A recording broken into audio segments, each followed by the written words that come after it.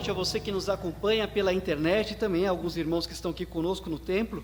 Eu tenho a minha Bíblia aberta em Efésios, capítulo 5. Efésios, capítulo 5, nós passaremos durante a mensagem por alguns versículos dessa passagem, mas por hora, lerei apenas o versículo 14. Efésios, capítulo 5, versículo 14, depois leremos durante a mensagem mais alguns versículos. O tema da mensagem dessa noite é o despertar dos filhos da luz.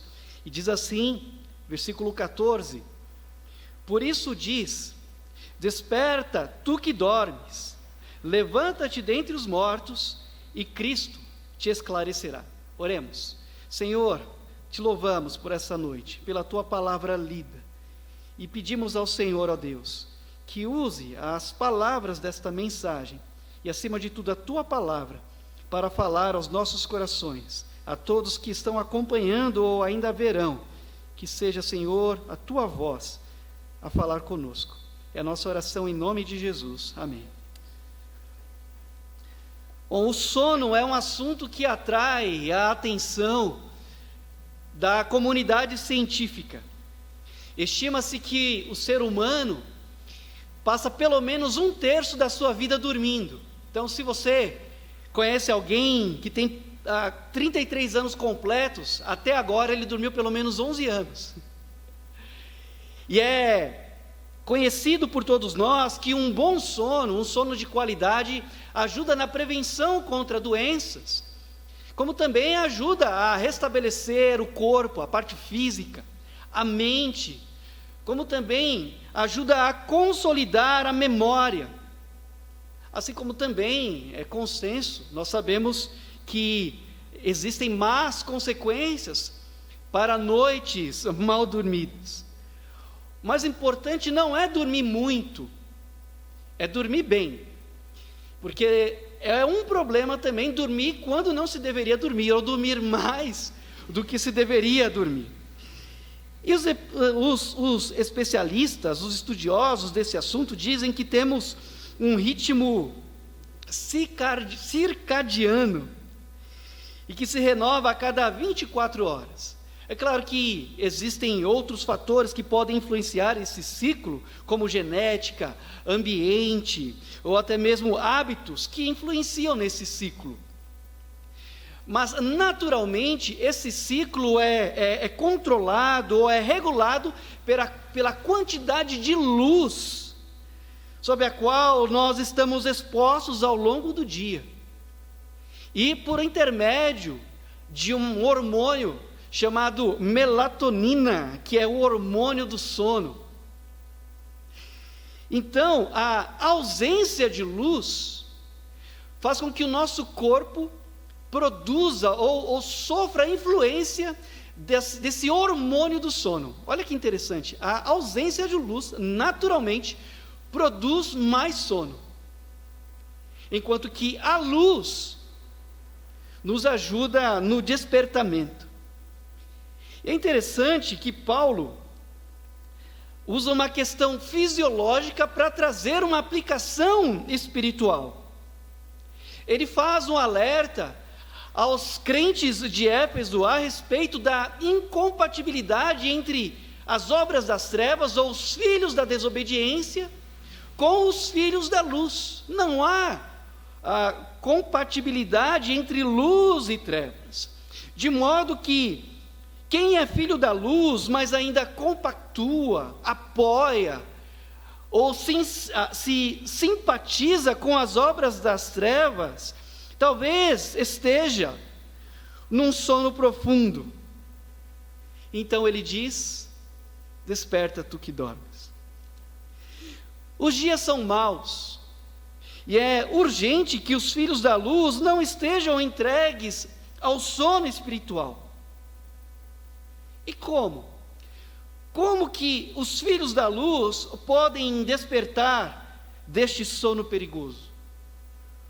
Bom, olhando para o texto, em primeiro lugar, nós, como filhos da luz, podemos despertar deste sono espiritual e perigoso, zelando por aquilo que nós ouvimos.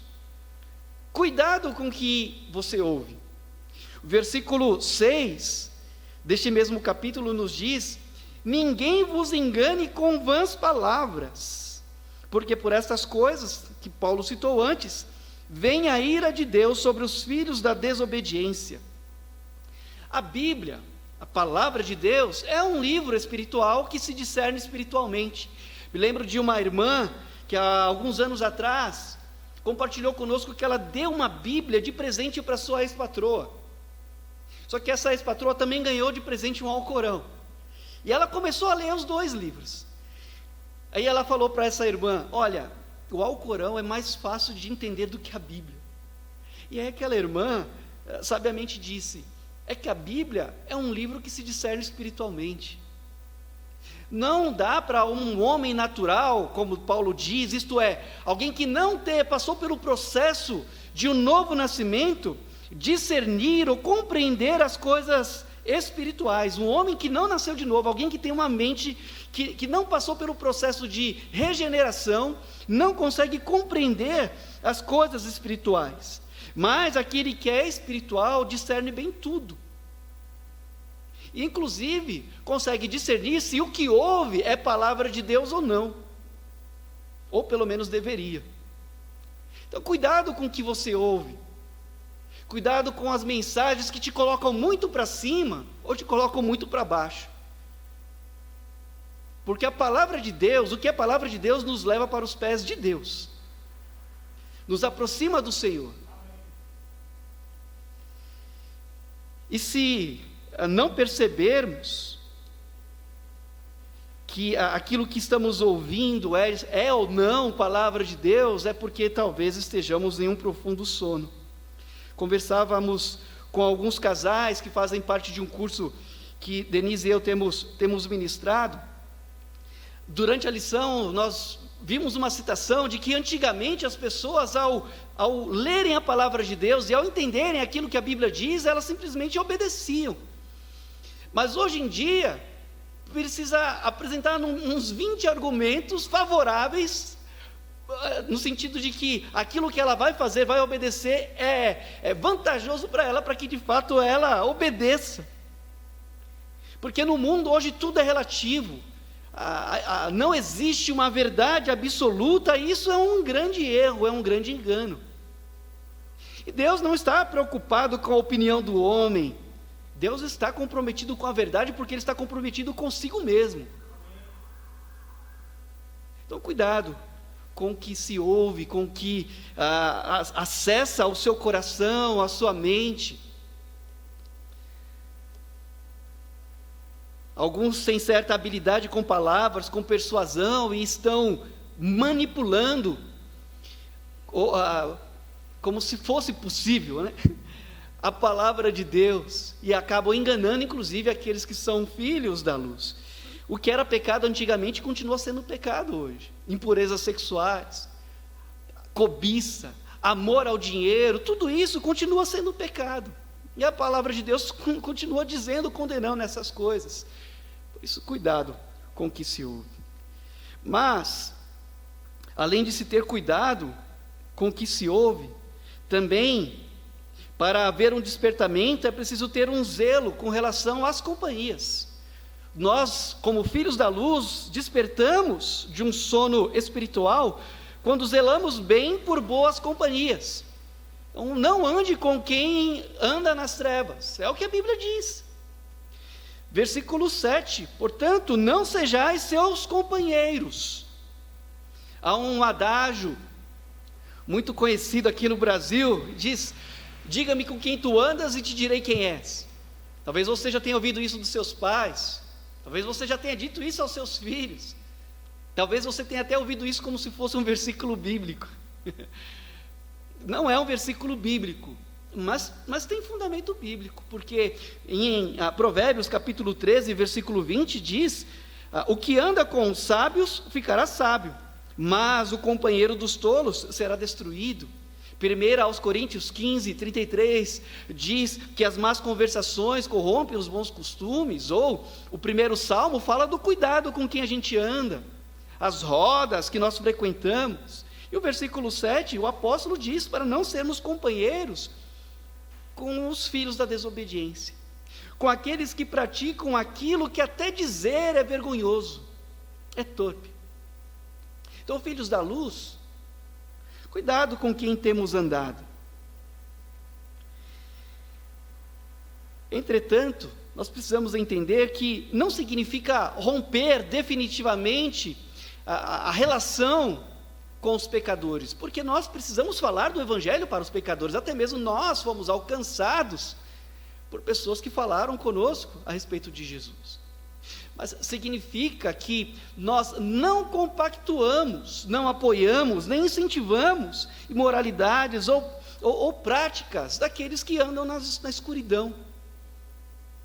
Por isso, nós devemos tomar cuidado, e não apenas nós, mas devemos tomar cuidado com quem os nossos filhos têm se relacionado, com quem eles têm andado, quem tem influenciado as nossas vidas e a vida dos nossos filhos. Cuidado com os artistas que nós admiramos, viu? Há artistas que estão influenciando a juventude, a adolescência e crianças hoje em dia que fazem apologia ao crime, à promiscuidade, às drogas. Então, cuidado.